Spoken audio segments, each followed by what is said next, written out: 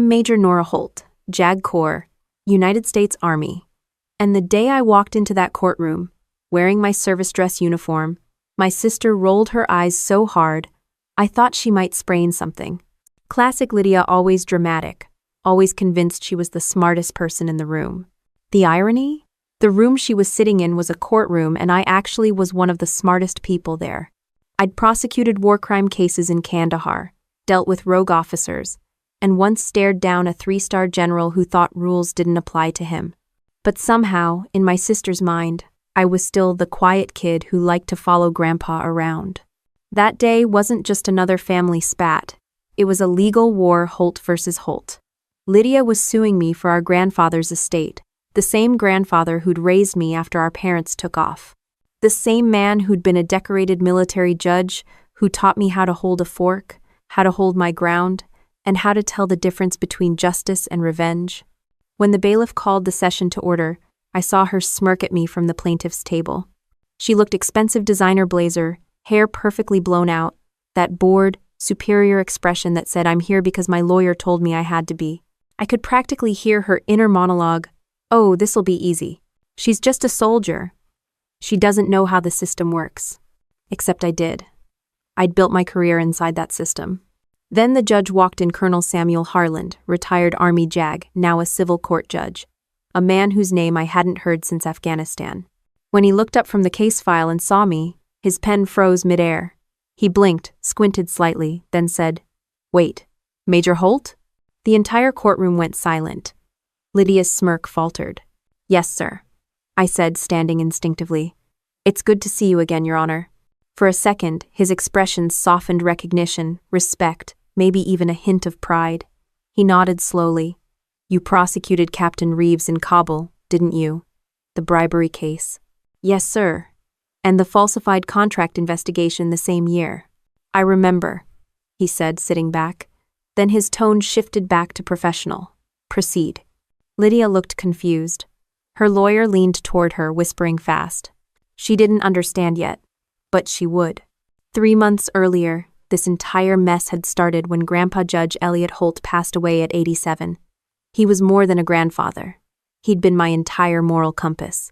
When I was a kid, while other girls played dress-up, I sat in the back of his study, listening to him review case files. He'd explain things like due process and duty, in the same tone most people used to talk about the weather. He was a legend in the military justice community, decorated for service during Desert Storm, later presiding over some of the Army's most complex court-martials. To me, he was just Grandpa. Stern but fair, funny in that dry military way, the kind of man who'd ground you for lying but secretly leave your favorite pie in the fridge. When he died, the funeral looked like a Pentagon reunion. Generals, admirals, judges, everyone who mattered showed up. Lydia arrived late, wearing sunglasses like she thought TMZ might be lurking behind the chapel. She left before the reception, after hugging exactly no one. I hadn't seen her in over 10 years, not since our grandmother's funeral. A week later, I sat in the attorney's office for the will reading. I expected Grandpa's watch, maybe his old law books, a few keepsakes. What I didn't expect was everything. The house, his pension savings, the entire Holt family trust, all of it. And then there was the letter. I still remember the first line. "My dearest Nora, you've shown up every day of your life. You've honored our name in uniform, and you've honored your word in every action. I leave you everything because you've earned it not through blood, but through loyalty." It wasn't about money. It was validation. Proof that he'd seen me. But Lydia? She saw dollar signs. 2 weeks later, I got served. My own sister suing me for undue influence. Her claim: I manipulated an elderly man into rewriting his will, which was rich, considering she hadn't seen him more than twice a year in 2 decades.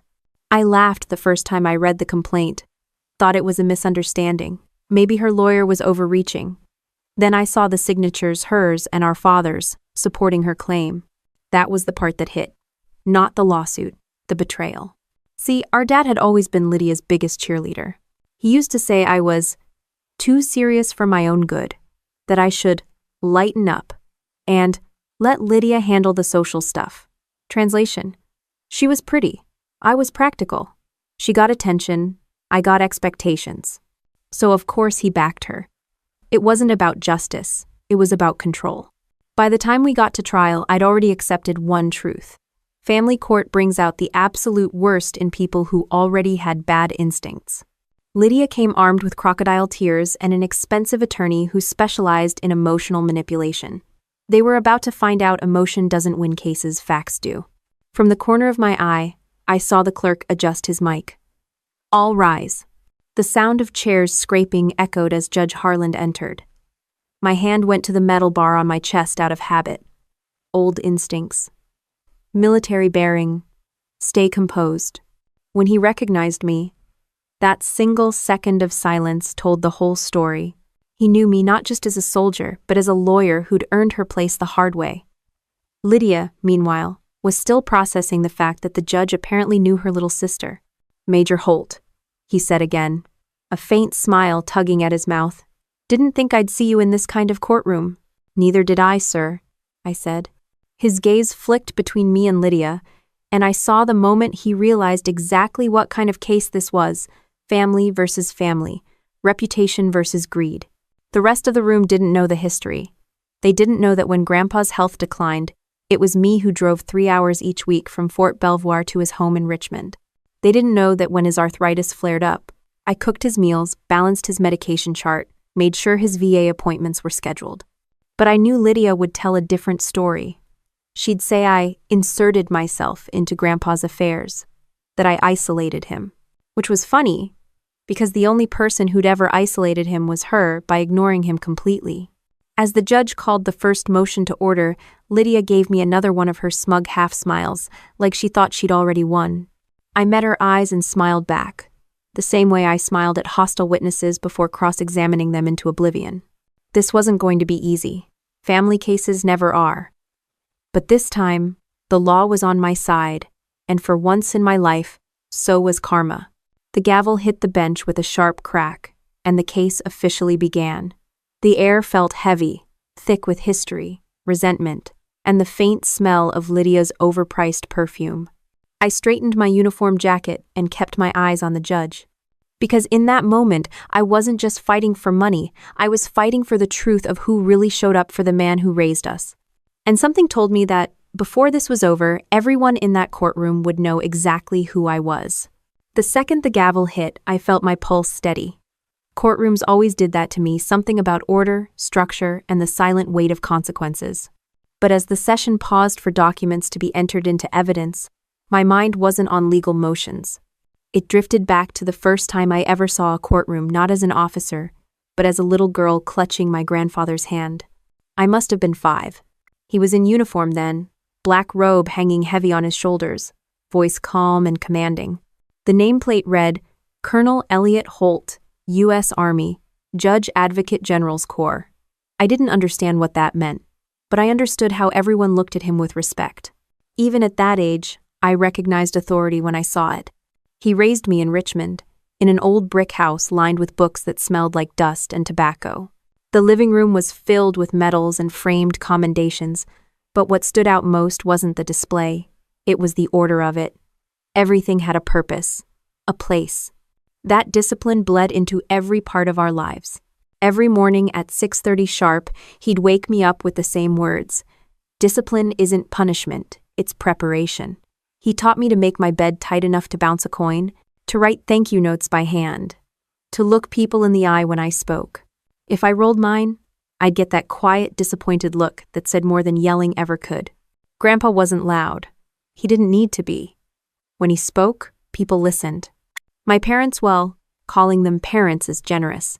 My father, Thomas Holt, was a traveling insurance consultant who treated work trips like extended vacations.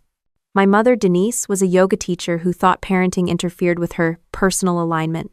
They dropped me off at Grandpa's after my 3rd birthday and temporarily moved to Arizona. 29 years later, that temporary status hadn't changed. Lydia stayed with them longer until she was 10, when our father's latest marriage imploded and Grandpa took her in too. She never forgave him for the rules. Curfews, chores, accountability. Lydia thrived on attention, not responsibility. She called him the general behind his back, mocking his posture and the way he used ma'am and sir even at the grocery store. I, on the other hand, followed him everywhere. His study was my playground, his law library my jungle gym. He'd read case law out loud, explaining things like burden of proof and reasonable doubt while I played with toy soldiers under his desk. He said the law was just another battlefield, one where words replaced bullets but the stakes were just as high. When I turned 10, he gave me my first lesson in justice.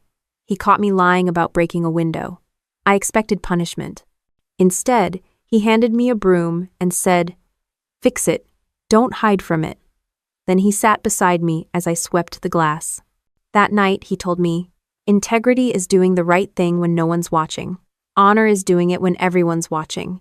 That became the foundation of everything I am. When I was 14, I decided I wanted to join the military. He didn't try to talk me out of it. He just said, "Then you better be twice as good as the men you'll work with, because they'll assume you're half as capable." He didn't say it bitterly, just matter of fact. Reality, not resentment. He trained me for West Point like it was his personal mission. I ran drills, studied military law, learned to shoot straight, think fast, and never show fear. Every failure was met with a simple, unshakable mantra: try again. Now. And then, when Grandma died, everything shifted. It was sudden a heart attack while gardening. I was 16. Lydia didn't even come home for the funeral. Grandpa stood next to me at the gravesite, not shedding a tear. He just whispered, "She deserved more years." Then he gripped my shoulder and said, "So we'll live enough for her." After that, Sundays became sacred. Dinner, no excuses.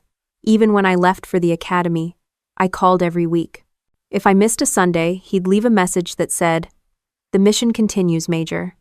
That's what he started calling me even before I earned the rank. By the time I graduated West Point, he was the only one in the family who bothered to show up. Lydia sent a text. "Proud of you, I guess." That was the last I heard from her for years. The military became my home. The discipline made sense. The structure was comfort. Afghanistan taught me more about humanity than any textbook could. I saw courage, cowardice, sacrifice, all stripped of pretense. I came home scarred but stronger. Grandpa was waiting at the airport, standing straight-backed in a wool coat despite the summer heat. He didn't hug often, but that day he did. He told me he'd never been prouder. Then, when he started slowing down, I did what he'd always done for others. I showed up. I moved back to Virginia between assignments, took temporary duty at Fort Belvoir to be closer. He'd pretend he didn't need help, grumble about me fussing, but secretly, he loved it. We had this routine coffee at 6 a.m. Crossword puzzles, debate the news. He'd quiz me on case law just to keep me sharp. "Remember," he'd say, "the law is a tool. It doesn't protect people. People protect people by using it right." When he retired from the military court system, the press called him the judge who never bent. He hated that title. Said bending wasn't weakness if you bent toward mercy. I didn't realize then that he was trying to prepare me for something, that he knew his time was running out. He left everything in order, every file labeled, every account documented, every note dated. Even the hospice paperwork was typed and notarized. That's who he was. What wasn't in order was Lydia. She'd reappeared 6 months before his death, suddenly attentive. Phone calls, surprise visits, over-the-top concern. At first, I wanted to believe maybe she'd changed. Grandpa even seemed cautiously optimistic. But the timing was too convenient. The old man's health was declining, and Lydia never did anything without a motive. I caught her once snooping through his desk drawers while he napped. She claimed she was looking for photos. I didn't buy it, I told Grandpa. He just sighed and said, "She's still my granddaughter, Nora. Let her look. There's nothing to hide." That was his flaw. He saw the good that could be, not always the truth that was. When he died, I buried him with full honors. The service flag, the salute, the folded triangle placed in my hands. Lydia showed up late again, crying like she was auditioning for a soap opera. But she left before the casket even touched the ground. Now, months later, as the courtroom echoed with the shuffle of papers and the hum of the air vent, I stared across at her, my sister, my accuser. She'd spent her whole life running from Grandpa's discipline. and now she was about to find out that every lesson he ever taught me had prepared me for this moment. The bailiff cleared his throat, signaling the next witness call.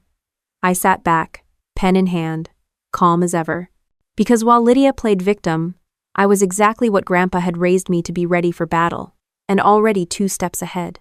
The echo of the gavel still lingered in my head as I stepped out of the courthouse hallway that evening. The fluorescent lights buzzed, but I barely noticed. My thoughts were miles away back at West Point, the place that had shaped me long before I ever stood in front of a judge. I still remember the smell of the Hudson River at dawn, the blisters on my hands from rifle drills, and the taste of instant coffee that felt like jet fuel. West Point didn't just teach you how to lead it, taught you how to fail, rebuild, and move again before dawn. The first lesson hit hard. No one cares where you came from. They care what you can do. Grandpa had repeated that line the night before I left for New York. I'd thought he was exaggerating. He wasn't. Cadet life was brutal, in a way civilian life could never mimic. You woke before sunrise, ran until your lungs burned, ate in silence, and learned to smile through exhaustion. Every detail mattered: uniform creases, salute angles, inspection dust on your boots. They broke you down. Not to destroy you, but to strip away anything weak, anything soft. I thrived there. Maybe it was the structure, maybe it was stubbornness, or maybe it was that voice in my head, the one that sounded like Grandpa reminding me that discipline was freedom. By my second year, I'd earned the nickname, the counselor. Not because I gave good advice, but because I had a knack for rules, strategy, and reading people, the instructors noticed. They told me I had the mindset for the JAG Corps. At the time, I didn't fully understand what that meant. Military lawyers seemed like bureaucrats in uniform. But the more I learned about the Corps' mission upholding justice within the military system, the more it clicked. It was the perfect combination of Grandpa's world and mine.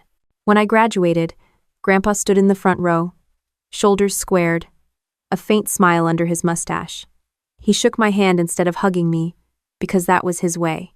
But when he said, "You made the name Holt mean something again," it hit harder than any embrace could have. My first assignment was Afghanistan, Forward Operating Base Taranis. I was 24, too young to grasp how easily ideals crack under gunfire. I wasn't there to fight, I was there to investigate. A captain accused of taking bribes from local contractors. But when you're in a war zone, titles mean nothing. You're either part of the team or a liability. The first time the sirens wailed, I froze. The second time, I hit the dirt before the echo finished. After a week, I stopped flinching. You get used to everything in the field, even the sound of mortars in the distance. The captain under investigation, Reeves, was charming, good-looking, and corrupt to the core. He thought a smile could buy loyalty. When I confronted him about falsified expense reports, he laughed. "You're just a lawyer," he said. "You don't get how things work out here." I got it perfectly. That arrogance, the same kind Lydia carried into every room. The kind that assumes consequences are for other people. The case took weeks. I spent nights in a makeshift office, piecing together witness statements, procurement logs, and satellite communications. Reeves had covered his tracks, but not well enough. I found the proof: a local vendor's handwritten ledger with his signature. When I presented it at the hearing, he looked at me like I'd betrayed him personally. He was found guilty. Lost his rank, his pension, his reputation. When I walked out of the courtroom tent, Colonel Harland, yes, that Harland stopped me. "You've got steel in your spine, Holt," he said. "Don't lose it. Most people do after the first hard case." I didn't know then that he'd end up presiding over my family's case years later. Life's sense of irony has always been sharp. But Afghanistan wasn't all victories and discipline. War carves things out of you that never grow back. One night, our convoy hit an IED. I wasn't even supposed to be there. I'd swapped shifts with another officer so she could call her husband. I woke up half buried in sand and smoke, my ears ringing.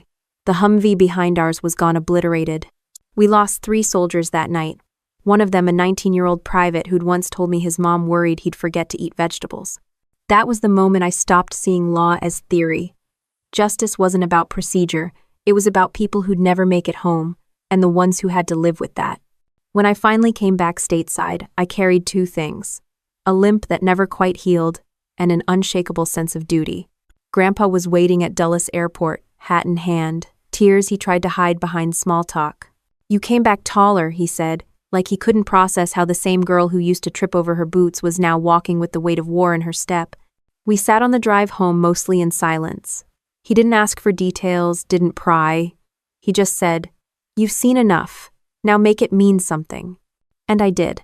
I joined the JAG Corps full-time. Investigated procurement, fraud, misconduct, abuse of power. Every case was personal in its own way. I built a reputation thorough, relentless, impossible to intimidate. Some said I was too cold. Others said I cared too much. The truth was simpler. I just didn't know how to stop once I started fighting for what was right. That's why when Grandpa's health started to decline, I didn't hesitate. I applied for reassignment closer to home. He hated hospitals, so I converted the study into a CareSpace oxygen tank by the bookshelf, medical records filed in color-coded folders. He'd joke, "You run this house like a field command," and I'd smile because he wasn't wrong. Every evening we'd sit on the porch, talking about old cases. He'd ask about the Army, about my unit, about the young officers. Sometimes, when he got tired, I'd read aloud from his favorite book of military ethics. He'd listen, eyes closed, and murmur, "Never forget, justice isn't vengeance, but sometimes it looks like it from the outside." When he finally passed, it was quiet, peaceful. His last words to me were the same ones he'd said my first day at West Point. "Hold your ground, Nora. Always." That's what I was doing now, holding my ground. Standing across from a sister who'd turned blood into leverage, who'd trade memory for money without blinking. The courtroom lights flickered back to life as the clerk announced, "Defense, prepare your exhibits." I gathered my files, spine straight, face unreadable. The world around me blurred into the same calm I'd felt in a war zone right before a firefight, the sharp, silent focus before impact. And as I turned my gaze toward the judge, I caught Lydia watching me, eyes narrow, smile tight. She had no idea that every scar, every sleepless night, every ounce of discipline forged in war had prepared me for this exact battlefield. The morning after my reassignment, I drove down I-95 toward Richmond with everything I owned in 2 duffel bags and a head full of noise. The Army had taught me to travel light, no clutter, no sentimentality, but coming home didn't feel light at all. Grandpa's nurse had called a week earlier and said his memory was slipping more often. I didn't need to hear the rest. When you've watched enough men deteriorate in the field, you recognize the tone of a person bracing for goodbye. He was waiting on the porch when I arrived. Same old porch swing, same stubborn refusal to use the cane leaning beside him. "You look like you outran your own shadow," he said. His voice was thinner but still had that dry Virginia gravel. I saluted him out of habit, and he rolled his eyes. "You're home, Major. Not in formation." 1. Inside, the house looked smaller, but cleaner than I remembered. The books were dusted, the metals polished. There was a stack of legal pads on his desk, case notes, drafted letters, reminders to himself, written in bold block letters. His handwriting had grown shaky, but the discipline was still there. He insisted on making coffee, then forgot to add water. I quietly fixed it while he ranted about the Department of Veterans Affairs losing another file. He wasn't wrong. The man could still spot bureaucratic incompetence from a mile away. By the second week, I'd fallen into a rhythm. Up early, run a mile, cook breakfast, organize his meds.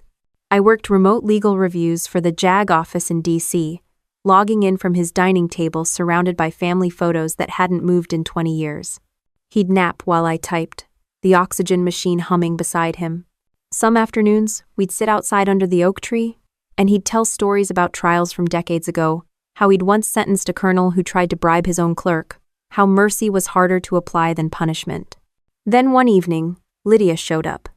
She didn't call first, just pulled into the driveway in a white SUV that cost more than the house and strutted up the porch steps like she'd built them herself. I hadn't seen her in over a decade. Same bleached hair, same perfume that hit like chemical warfare. "Well," she said, looking me up and down, "the prodigal soldier returns." "Nice to see you too," I said flatly. She hugged Grandpa, called him Pop, and cried just long enough to look sincere. Then she handed me a grocery bag of gifts, vitamin supplements, and some organic tea that supposedly boosted brain clarity. I checked the expiration dates. 2 years old. During dinner, she talked nonstop about her business, some real estate staging company she'd started. She bragged about clients, about a trip to Cabo, about how emotionally draining success could be. Grandpa listened politely, smiling in that patient way he used to reserve for bad witnesses. After she left, he leaned back in his chair and said, "She's not here for me, Nora. She's here for closure." I didn't answer. We both knew what he meant. Over the next few months, his health declined. He'd forget names, lose his train of thought mid-sentence. Sometimes he'd call me Ellen, my grandmother's name, and then immediately apologize. But he never forgot discipline. He'd insist on shaving every morning, polishing his shoes even when he barely had the strength to tie them. When the VA nurse suggested hospice, he refused. "I'm not dying," he said. "I'm transitioning command." I handled everything: doctors, paperwork, bills. Lydia called once a month, always during dinner, always to ask, "How's he doing?" in that tone that really meant, "Is he gone yet?" One night, while I was organizing his files, I found an envelope addressed to Executor, Estate of Elliot Holt. It was sealed and notarized. He'd already planned everything: the property, the accounts, the scholarship fund. I placed it back exactly where I found it. Some things you don't open early. The last good day came in late October. We sat outside watching the sunset burn through the trees. He asked about my cases, my unit, the new officers. Then, out of nowhere, he said, "Promise me you'll keep the name clean." "I will," I said. He nodded, satisfied, and said quietly, "Then I can rest." The next morning, he didn't wake up. The house felt too still. Even the oxygen machine seemed to pause. I called the doctor, then the funeral director, then the Army liaison for veteran services. I moved like muscle memory. When the hearse pulled away, I stood in the driveway until the sound of the tires faded. The funeral was held at St. Paul's Cathedral. Full honors. The color guard folded the flag, the bugler played taps, and a colonel handed me the flag triangle. Lydia arrived 45 minutes late, wearing oversized sunglasses and a black dress that belonged on a red carpet. She dabbed her eyes with a tissue, but didn't shed a tear. When the pastor spoke about service and sacrifice, she checked her phone. After the service, people I'd never met came up to me: old officers, former clerks, young lawyers who'd clerked under him. Every single one said the same thing. He was the definition of honor. Lydia disappeared halfway through the reception. I found her in the parking lot, talking to someone on the phone. When she saw me, she hung up and said, "So, what happens to the estate now?" I blinked. "He's not even in the ground yet, Lydia." "I just mean logistically. You're the military one. You understand paperwork." "Yeah," I said. "And respect." She rolled her eyes and walked off. Some people never change. A week later, the lawyer called me for the will reading. I showed up expecting something simple. A small inheritance, maybe the house. The rest would go to the trust, I assumed.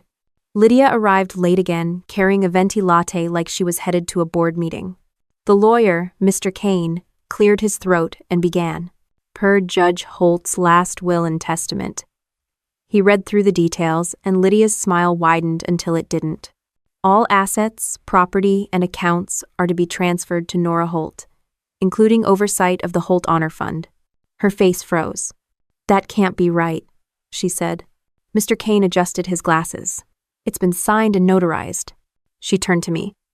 "What did you do?" I stared at her, speechless for a second.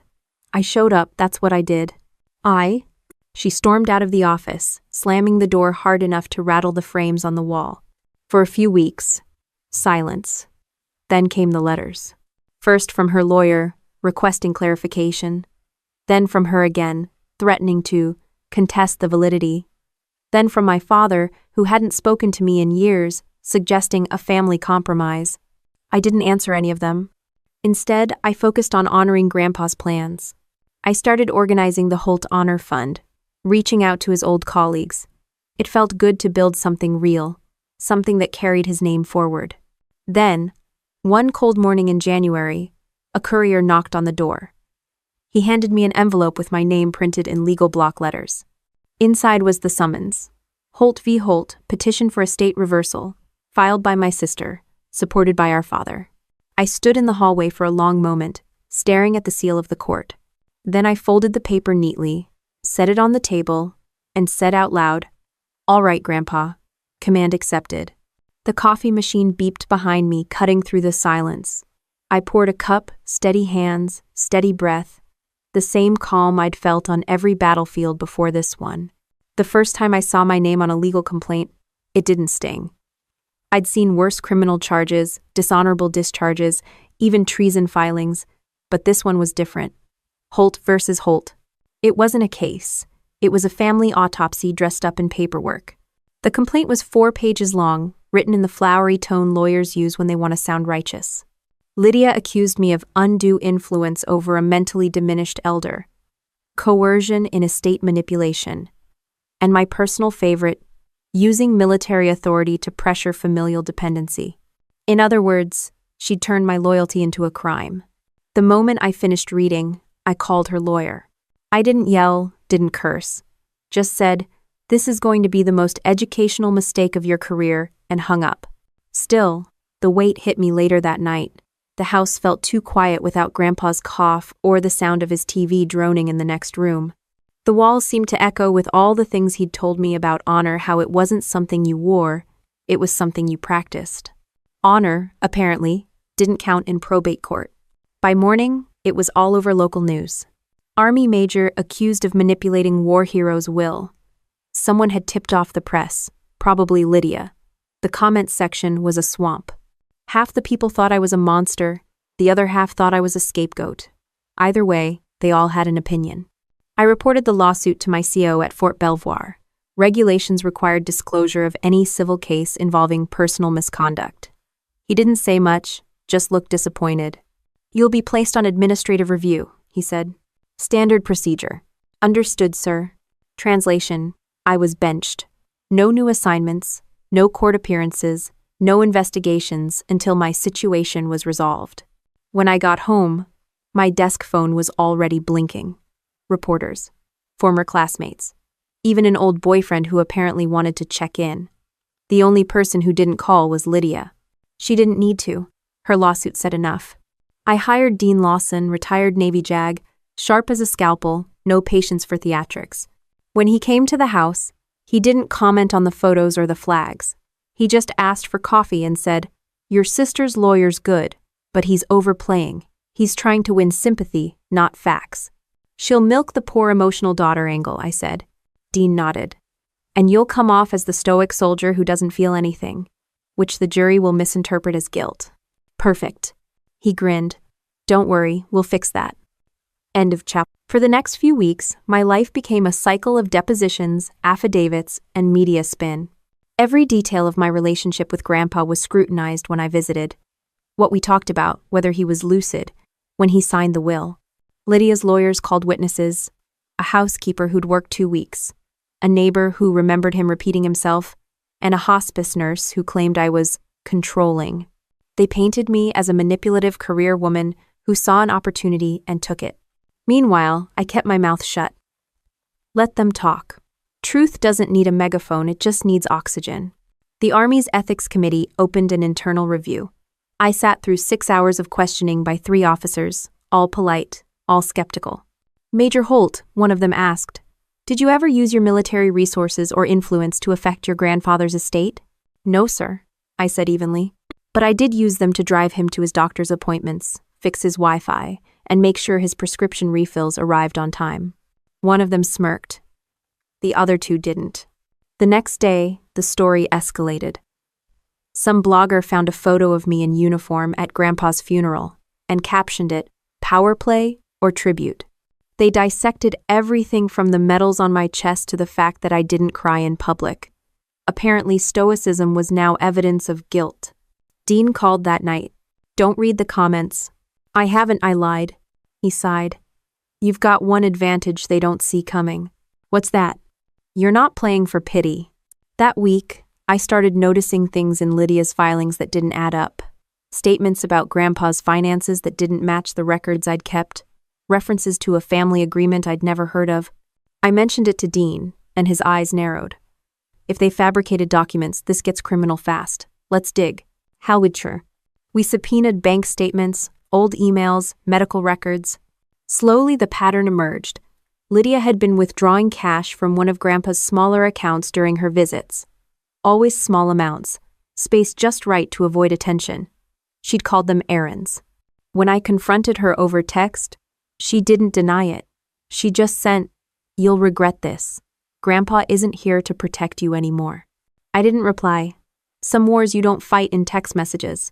A few days later, the Army Ethics Committee sent a letter. Pending outcome of civil litigation, no disciplinary action will be taken. It wasn't vindication, but it was something. Dean kept pushing. He filed motions, interviewed witnesses, dismantled their timelines one by one. Every time Lydia's side tried to paint her as the devoted daughter, the evidence made her look more like a stranger. Still, the emotional damage was real. Grandpa's old friends started calling less. Neighbors avoided eye contact. Reputation spread slower than rumor, and I was losing the race. One morning, I was out for a run when a reporter ambushed me by the trail. "Major Holt, did you manipulate your grandfather's will?" I stopped, looked him straight in the eye, and said, "I don't manipulate people. I just don't let them manipulate me." Then I kept running. That quote ended up on every website the next day. Dean called it PR gold. I called it Tuesday. Weeks turned into months. The stress started showing: less sleep, more coffee, fewer laughs. Dean told me to take a day off. I cleaned the garage instead. That's when I found Grandpa's old briefcase, tucked behind a stack of boxes. Inside were handwritten letters, receipts, and a sealed envelope marked, "For Nora." I didn't open it, not because I was afraid of what was inside, but because I already knew what he'd say. "Hold your ground." That evening, Dean called. We got a break. There's an anonymous submission sent to my office USB drive with video footage. It's from the assisted living center where your grandfather stayed before hospice. "What's on it?" He hesitated. "Haven't watched it all yet, but it looks important." I exhaled slowly. "You think it's credible?" "I think it's exactly what we needed," he said. "And if it's real, Lydia's about to learn what real exposure feels like." End quote. That night, I sat on the porch with a glass of bourbon, the same spot where Grandpa used to read the paper. The stars were sharp, the kind of clear that only happens in winter air. Somewhere between the silence and the hum of the streetlights, I realized something: this wasn't just about inheritance anymore. It was about proof. About whose version of truth would outlast the noise. And if there's one thing the Army taught me, it's that noise doesn't win battles. Discipline does. The first sound I heard that morning was the click of my front gate. I looked out the window and saw a man in a suit walking toward the porch, holding a leather folder. That calm, bureaucratic walk always means trouble. Sure enough, he handed me an envelope stamped with a gold seal. United States Army, Office of the Inspector General. Inside was the notice. Subject to inquiry under Article 133, Conduct Unbecoming an Officer. I stared at it for a full minute, the words not even sinking in. Lydia hadn't just filed a civil suit, she'd filed a complaint through the Department of Defense, claiming I abused my authority to influence an elderly veteran's will. That move was smart. Malicious, but smart. Dean showed up an hour later. "She's trying to box you in," he said, flipping through the document. "Civil court ruins your reputation. Military court ruins your career. Double strike." "Guess she learned strategy after all," I muttered. He gave me a look. "You realize this means you're fighting on two fronts now, right?" "I've fought on worse terrain." That night, I drove to Fort Belvoir for the preliminary review. A board of 3 officers sat behind a long table, expressionless, as if they'd all been programmed to frown at the same angle.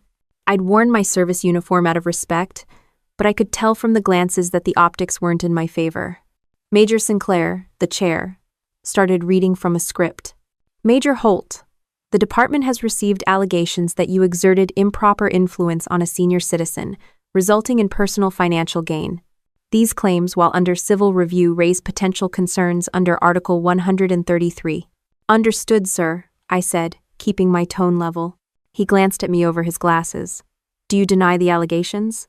"I deny that I've ever used my uniform for anything other than service." The room went quiet for a second. Then he nodded. We'll continue this inquiry concurrently with the civilian proceedings. Concurrent. That meant they'd both drag me through the mud at the same time. Dean met me outside the building, leaning against his car with a coffee. How bad? He asked. Not terrible yet, I said. They're still pretending it's a routine review. He smirked. Pretending's their favorite game. The next few weeks turned into a blur of back and forths. Civil depositions by day, military interviews by night. My life reduced to transcripts and signatures. Reporters camped outside the gate. A local talk show even ran a segment called When Heroes Go Too Far. The host smiled sympathetically while tearing my reputation to shreds. Lydia, of course, loved the attention. Her Instagram turned into a PR campaign, sad selfies, long captions about losing trust and grieving manipulation. She even did a podcast interview, talking about how some people hide behind uniforms to cover their cruelty. Dean called me after hearing it. She's playing victim perfectly, he said. I don't care, I told him. You should. Jurors do. He wasn't wrong. When you're trained to lead soldiers, you learn to compartmentalize, keep emotions in a box, and lock it tight. But civilian life doesn't follow the same rules.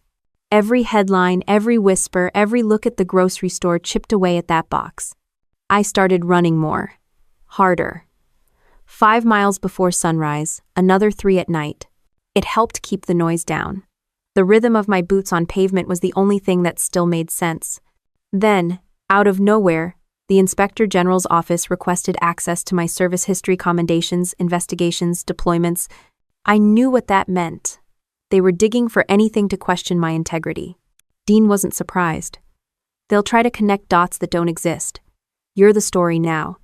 A decorated officer with a scandal sells better than a grieving granddaughter. End quote. Let them dig, I said. There's nothing to find. He grinned. That's what they all say before the paperwork avalanche. He wasn't wrong about that either. Within days, they sent requests for every case I'd handled in Afghanistan, including the Reeves bribery trial, the one that had made headlines years ago. They wanted to know if I'd ever accepted favors or benefits from witnesses. I laughed when I read it. The only benefit I ever got was food poisoning from a bad MRE. Still, the pressure built. Even my own command started keeping me at arm's length. Optics, they called it. That word became my least favorite in the English language. One afternoon, during yet another review session, an officer leaned across the table and asked, Major Holt, do you understand that the perception of misconduct can be as damaging as the misconduct itself? I met his eyes. With respect, sir, I'm not responsible for other people's perceptions. I'm responsible for the truth. He didn't reply. The next day, a storm rolled in over Virginia, the kind that turns the sky into gunmetal and makes the air smell like electricity. Dean came by the house with a laptop. You need to see this, he said. He plugged in the USB drive, the anonymous one from the assisted living center. The video loaded, grainy footage, dated 6 months before Grandpa's death. The camera showed his study, the one with the big oak desk and the flag display.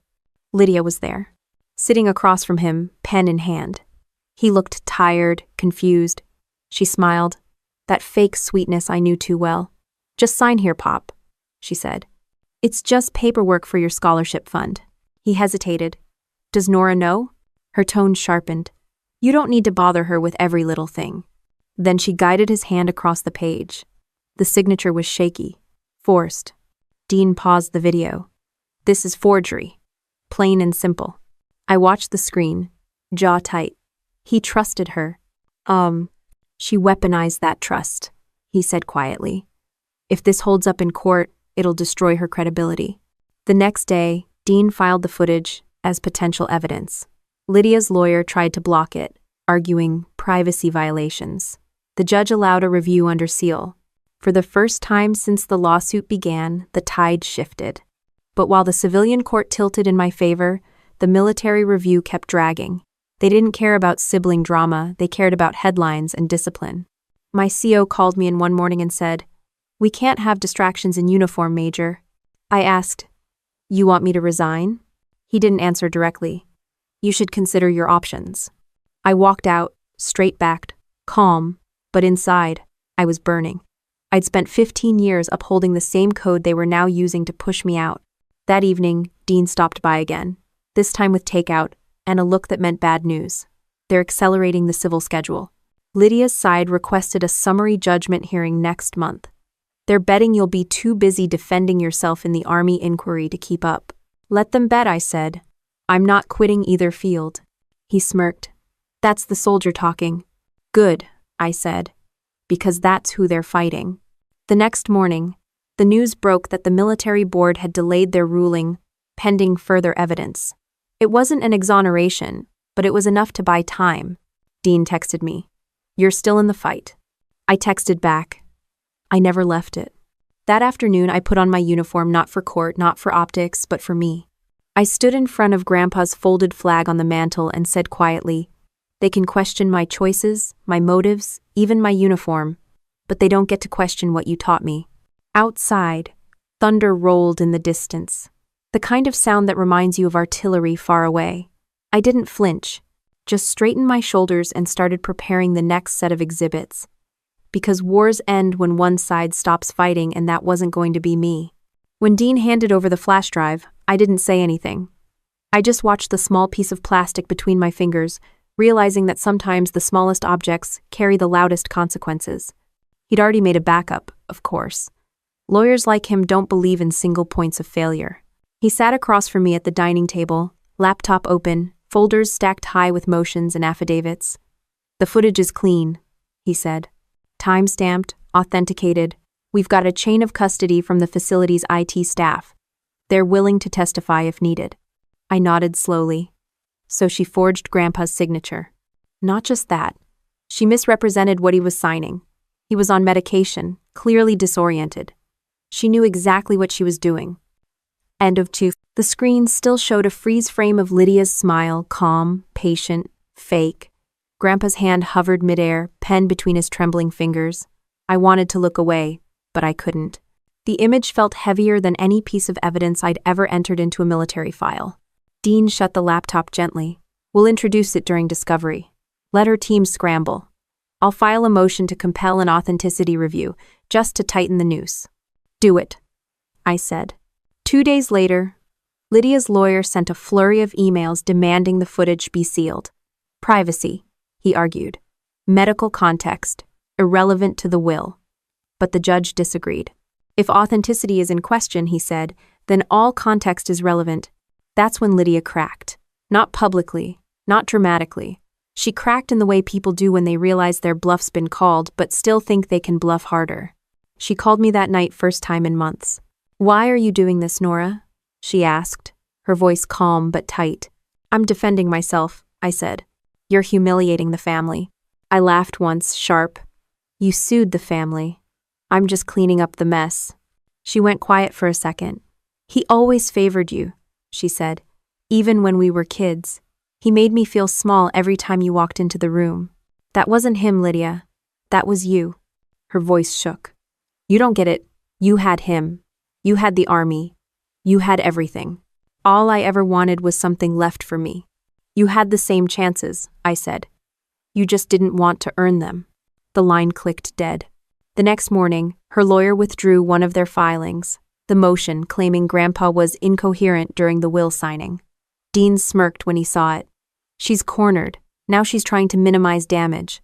But cornered animals don't stop biting. 2 nights later, someone leaked the existence of the video to the press.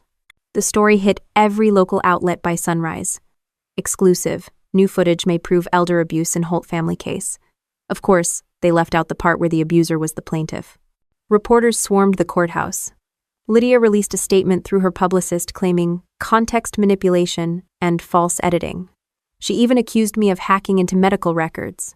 Dean just laughed. That's desperation. If she had any real defense, she wouldn't be doing press. But while the headlines worked in our favor, the noise from the military inquiry grew louder. The Inspector General's office now wanted to know if I'd been in possession of sensitive or unauthorized recordings. I couldn't help it. I actually laughed when I read the memo. They think I planted the camera in an assisted living facility? Dean didn't laugh. They don't think. They investigate. That's what they do. It's not about guilt, it's about optics again. He was right. So I sat for another interview. Another panel. Another round of questions that all started with, "Major Holt, would you say your personal conduct?" This time, though, I noticed something different. The tone had shifted. The officers weren't skeptical, they were cautious. The video had circulated privately among the review board. Word travels fast in government circles. By the time the next hearing rolled around, you could feel it. The pressure had turned. Courtrooms have a rhythm. You learn to sense when the tide changes. When Dean walked into that hearing, he carried himself like a man who knew the next 10 moves in a chess game that hadn't even started. Lydia's lawyer looked exhausted, defensive, already sweating under his suit. Dean started with the video, played it in silence. No commentary, no dramatic pauses, just the truth, plain and ugly. When it ended, you could hear the hum of the ceiling lights. Lydia stared at the table, face pale.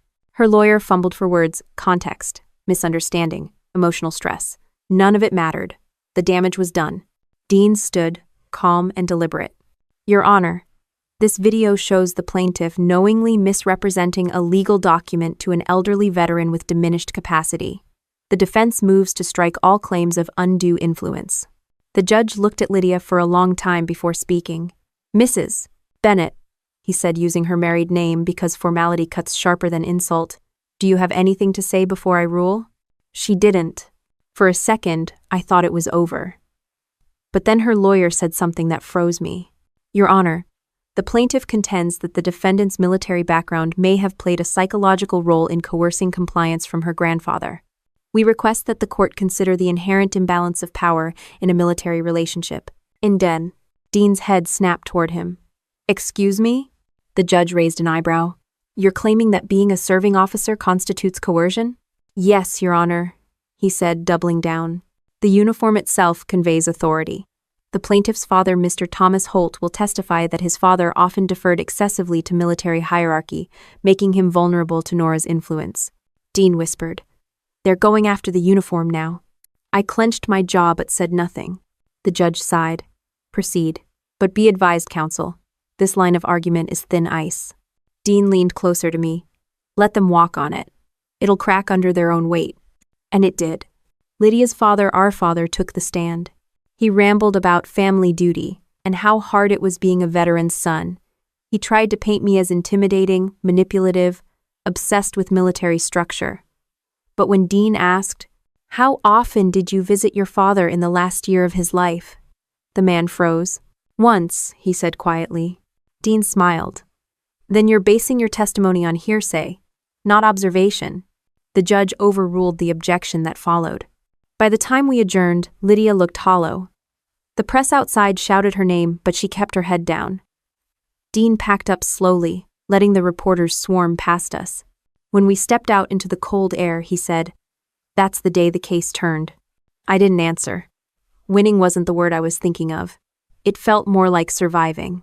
That night, I drove home past the same courthouse lights, reflecting off wet asphalt, thinking about how easily truth gets buried under narrative until you dig it out yourself. The sky was low and gray, the kind of quiet that only comes after a storm breaks but before the next one starts. When I got home, I poured a cup of coffee and opened Grandpa's old briefcase again. The sealed envelope still sat inside. I didn't open it. I just held it for a moment, then put it back. Some things didn't need reopening. Some things already said enough. The courthouse smelled like old paper and air conditioning, the kind of mix that seeps into your clothes no matter how long you stay. Reporters lined the steps outside, cameras ready, waiting to catch the image they could label Family Feud turns legal firefight. I ignored them. Dean didn't. He adjusted his tie and muttered, "Don't look directly at them. It makes them think you care." End quote. Inside, the courtroom was already half full.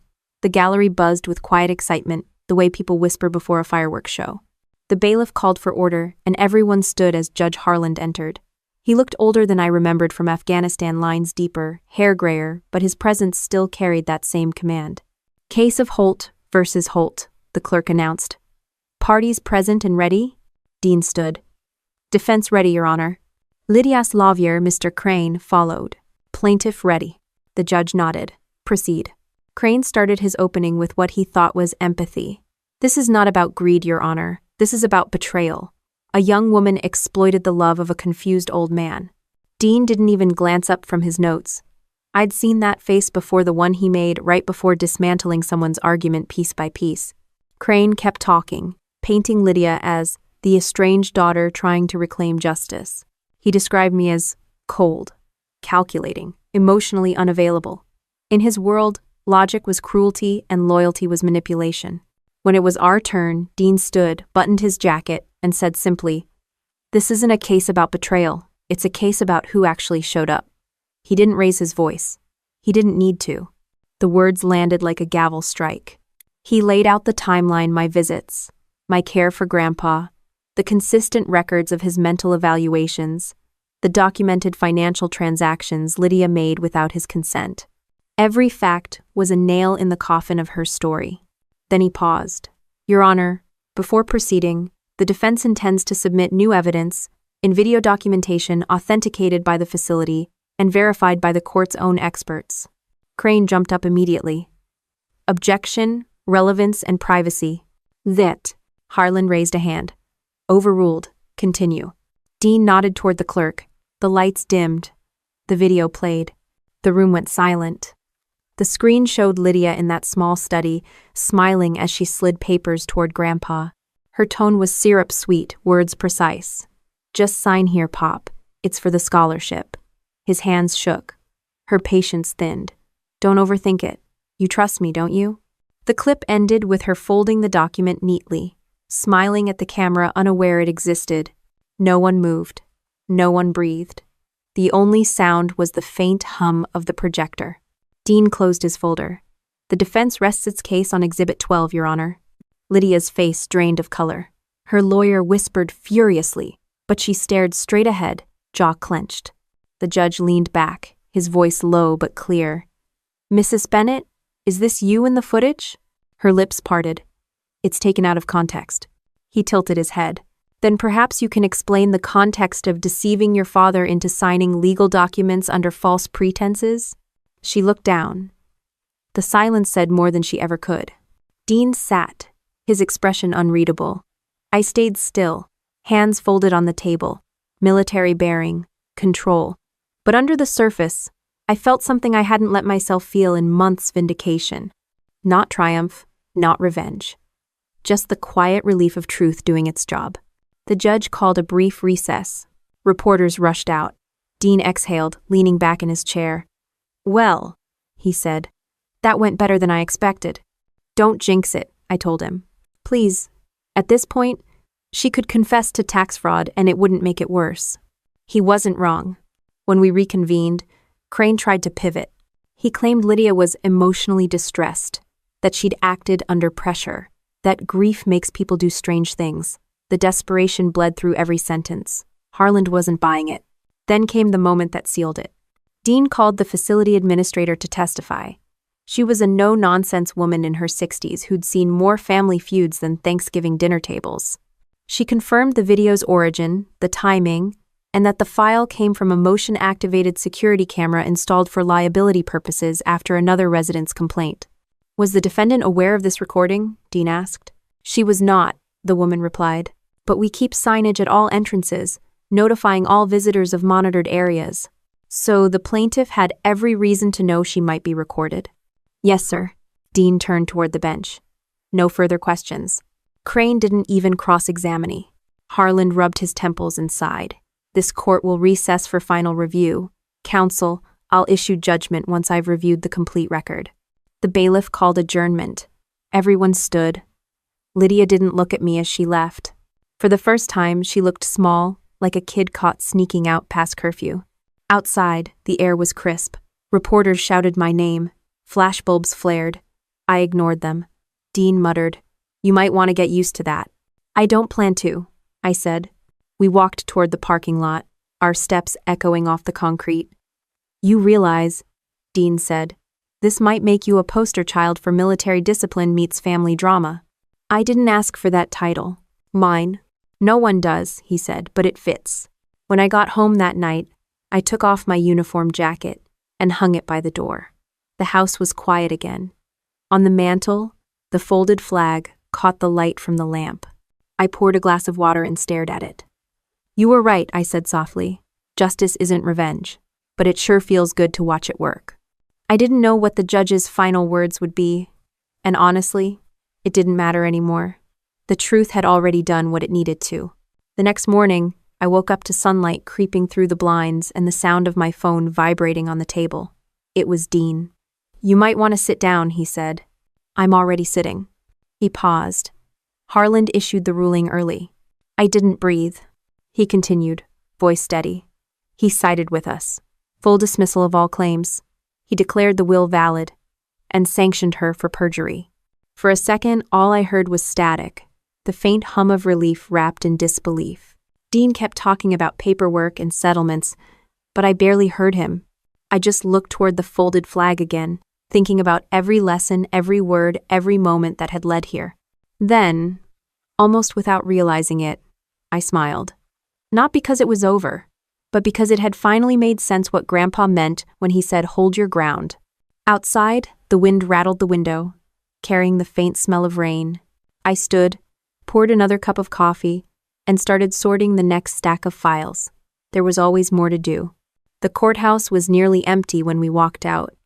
The crowd had thinned, the cameras gone. For the first time in months, I could hear my own footsteps on the marble floor. Dean carried the case file under one arm like a trophy he refused to show off. You know, he said, most clients cry when they win. I smirked. Most clients didn't spend 15 years in the army. Oh, fair point, he said. Still, you should at least pretend to celebrate. I'll celebrate when the paperwork's done. Spoken like a true officer. Outside, the sky was overcast. That kind of gray that makes everything look sterile. The courthouse flag flapped lazily in the wind. A few reporters loitered near the steps, hoping for a quote, but Dean waved them off. He hated cameras almost as much as I did. The ruling had been short and surgical. The judge declared the will valid, the evidence conclusive, and Lydia's actions deceptive and malicious. He ordered her to pay my legal fees and referred her to the district attorney for potential fraud charges. But it wasn't about the money. It was about something heavier. Harland's closing statement stayed with me. Honor isn't inherited. It's earned, case by case, action by action. That line felt like something Grandpa himself would have written. When we reached the bottom of the courthouse steps, Dean turned to me. You're clear, Nora. The civil case is over. The Army's inquiry will follow suit once they see the ruling. It's done. Nothing's done, I said. Not yet. He looked at me, studying my face. You don't know how to stop fighting, do you? I thought about it for a second.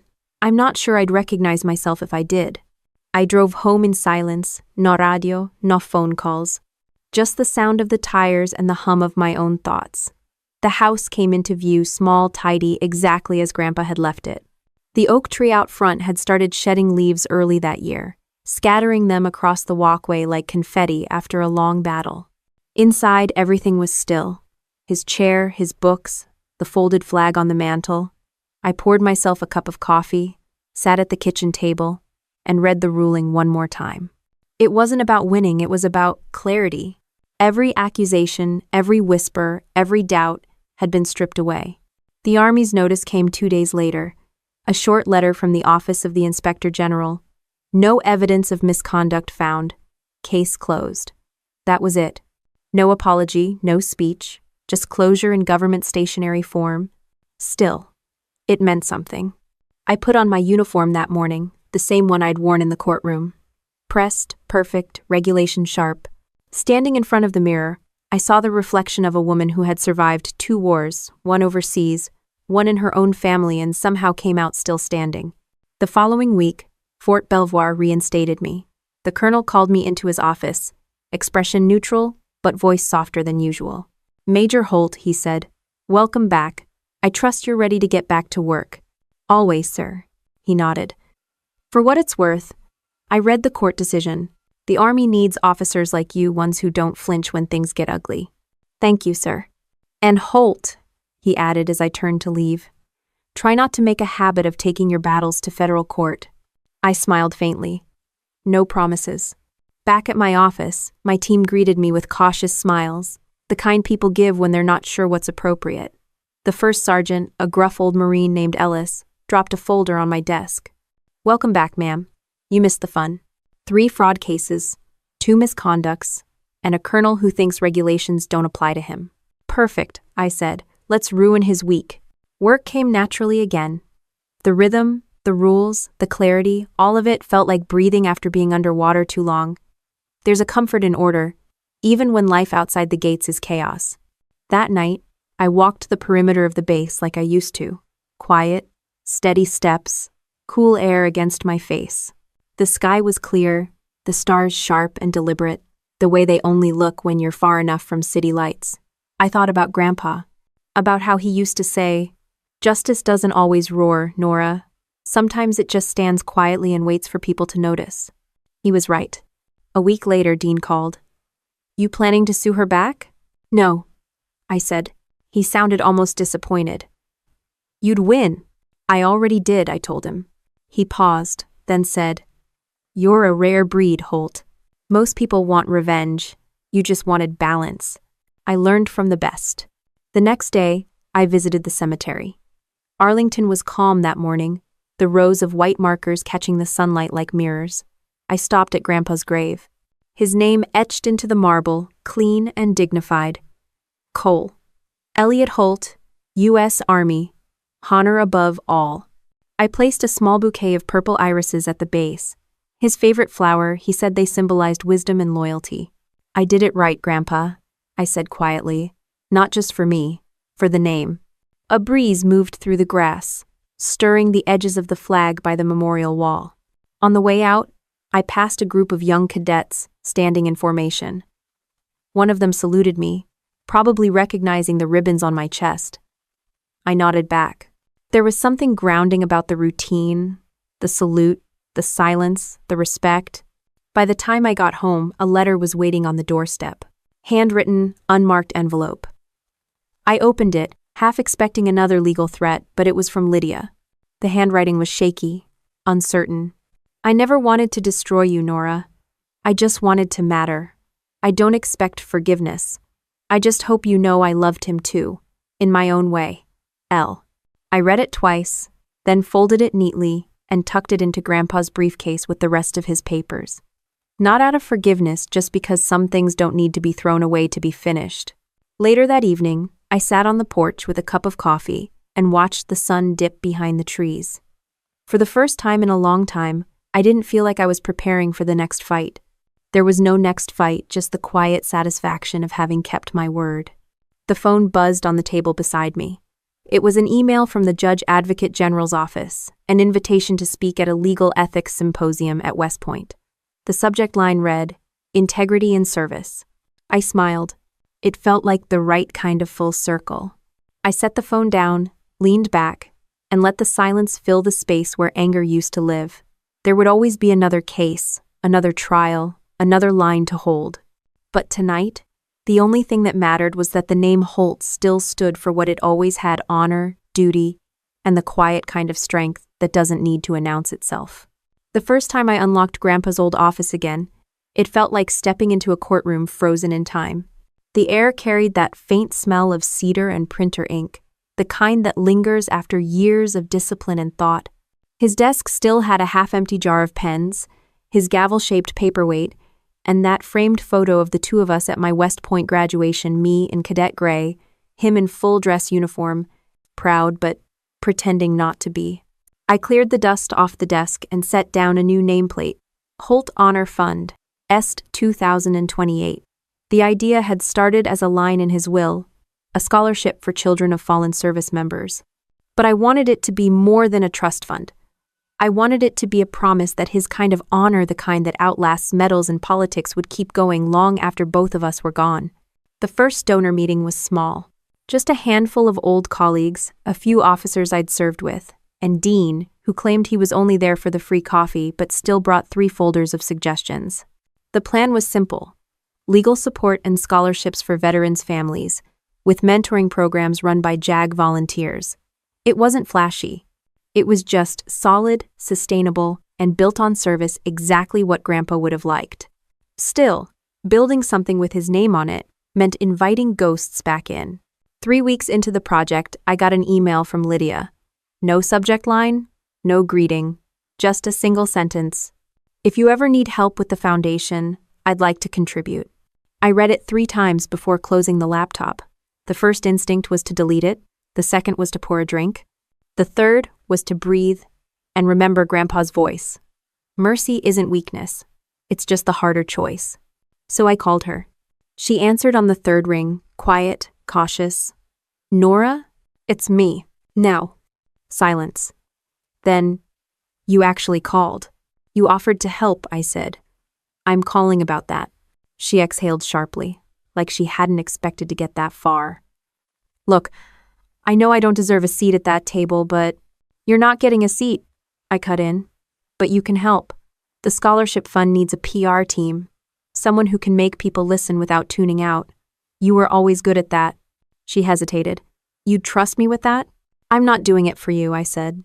I'm doing it for him. Another pause, longer this time. You sound like him, she said softly. I've been told that before. After we hung up, I stared at the phone for a long time. Forgiveness doesn't feel like victory. It feels like letting go of the idea that you'll ever get an apology that satisfies you. Lydia couldn't fix what she'd done, but she could still do something that mattered. And maybe that was enough. Over the next few months, the foundation took shape. We hosted workshops at Fort Belvoir, partnered with a few veteran organizations, and even got a segment on local TV. Lydia handled the outreach, and to my surprise, she was good professional, humble, even genuine. We didn't talk about the past.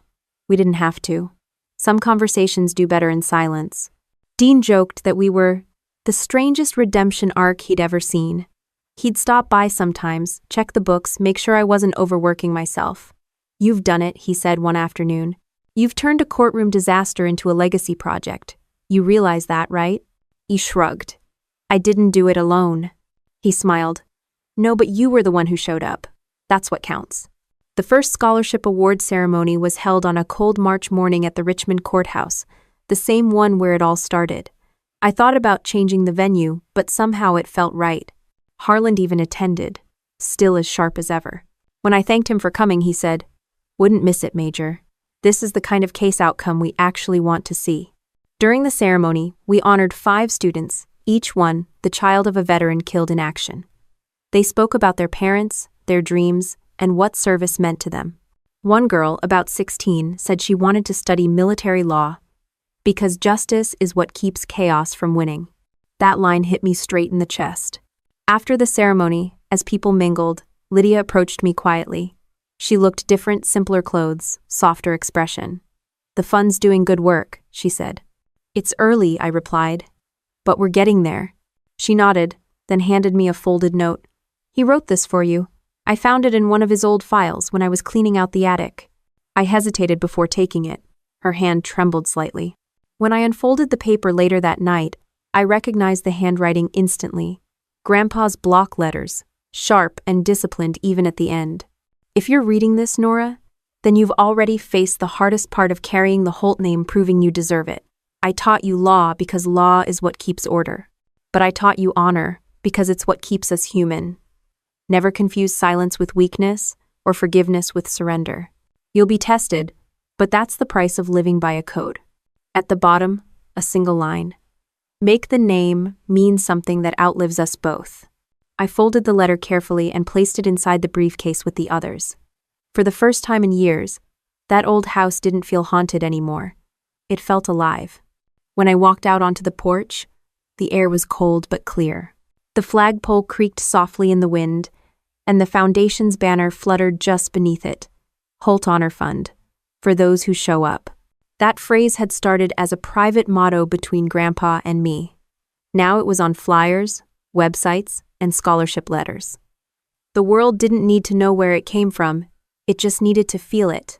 Later that evening, I got a message from one of the scholarship recipients. "Major Holt, I wanted to thank you. My dad always said honor is showing up when it's hard. I didn't understand it until now." I smiled, typing back, "He was right." When I closed the laptop, the clock on the wall ticked softly. There was no silence this time, just a kind of peace that didn't need explanation. Grandpa's desk light still glowed behind me, steady and warm. Some legacies don't end, they just change hands. 5 years later, I found myself standing behind a podium at West Point, the same hall where my life in uniform had begun. The crowd was quiet rows of cadets in gray, their faces sharp and eager, waiting for the next speaker to give them a version of honor they could take with them into the field. I'd been asked to deliver the closing address for the annual JAG Symposium, a mix of young officers, veterans, and law students. The banner above the stage read, "Integrity and Service, Law, Duty, and Legacy." Funny how life folds in on itself. The first time I'd stood in this building, I was 21, terrified of failure. Now, standing here as Brigadier General Nora Holt, I understood that fear was never the enemy, it was arrogance that destroyed people. I looked down at my notes, then closed the folder. The truth didn't need paper. When I was a cadet here, I began, I thought honor was about winning, about doing the right thing, so the record said I did. Then I went to war, and I thought honor meant survival, keeping my people alive, no matter what it cost. But years later, I learned it's something quieter than that. Honor isn't about being right. It's about showing up when it's hardest to, even when the world calls you guilty, even when your own blood turns against you. A few cadets straightened in their seats. Some older officers nodded. My grandfather used to tell me, the law tells us what's allowed. Honor tells us what's right. That difference will haunt you if you forget it. Because one day, someone will test that line, and if you don't know who you are, the system will decide for you. I paused. Not for effect, just to breathe. Don't let them, I said. You decide. When the applause came, it wasn't loud. It didn't need to be. It felt real, like a quiet handshake between people who understood the same hard truth. After the ceremony, a young lieutenant approached me, nervous but determined. "Ma'am," he said, "did you really get sued by your own family?" I smiled. "That's one way to put it. Why didn't you just walk away?" "Because walking away is easy," I said. "Showing up takes guts." He nodded, thoughtful, and left. I watched him go and hoped he'd remember that one day when it mattered. Later that evening, I visited Arlington again. The grounds were quiet except for the wind brushing through the trees. I stopped at Grandpa's grave. The marble now weathered but still clean. The letters still sharp. Honor above all. I knelt, set down a fresh bouquet of irises, and spoke like he was still sitting across the table, waiting to cross-examine me. "I did what you asked," I said softly. "I made the name mean something." The sun was low, gold light catching the corners of the stones around me. A few rows away, a family gathered at another marker, two little boys chasing each other while their mother laid flowers. Life keeps moving, no matter how many wars we survive. When I stood to leave, I felt a calm I hadn't known in years. Forgiveness, I realized, isn't a moment. It's a decision you keep making every day, especially when the past knocks on your door again.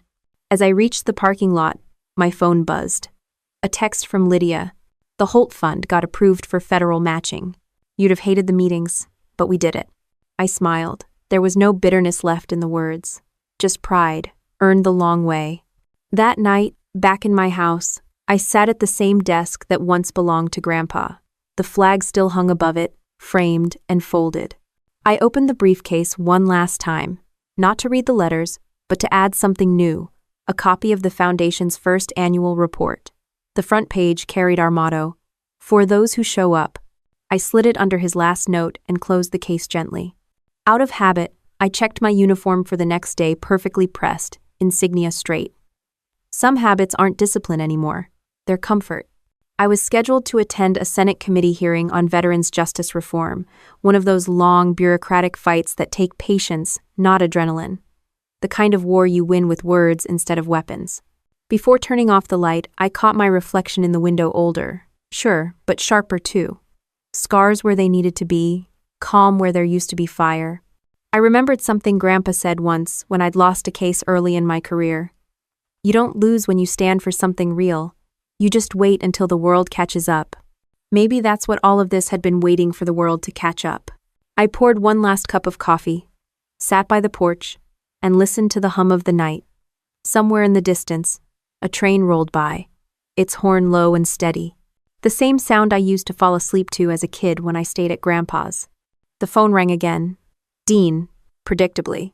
You realize you've gone from court defendant to keynote speaker in under 5 years, right? He said. That's a new record. I laughed. I don't care about records. You should, he said. You earned this. Line, maybe. But honor doesn't come with trophies. He chuckled. You're impossible. Only on weekdays. When the call ended, I leaned back and watched the stars come out. I thought about every courtroom, every interrogation room, every battle I'd fought, some with enemies, most with people who just didn't understand what integrity costs. It costs everything sometimes. But the return's worth it. Down by the lawn, the Holt Honor Fund sign glowed faintly in the porch light. Beneath it, carved in small letters, was the Foundation's mission statement. Because love isn't proven by blood, honor is proven by showing up. That line had started as something Grandpa told me after one of our worst family arguments. Now it was the truth that had carried me through everything that followed the courtroom. The inquiry, the scandal, the silence. I sat there until the air turned cool and the coffee went cold, watching the lights of Richmond flicker in the distance. Somewhere, new cadets were swearing their oaths. Somewhere, a soldier's kid was reading their scholarship letter. Somewhere, Lydia was still working, maybe finally learning what real purpose felt like. And for the first time in a long time, I felt no unfinished business. No ghosts left to chase, no revenge left to want, just peace. When I finally stood, I looked once more at the folded flag and said quietly, "Honor before blood, Grandpa. Always." Abden. Then I turned off the light and let the house rest, steady and silent, just like him.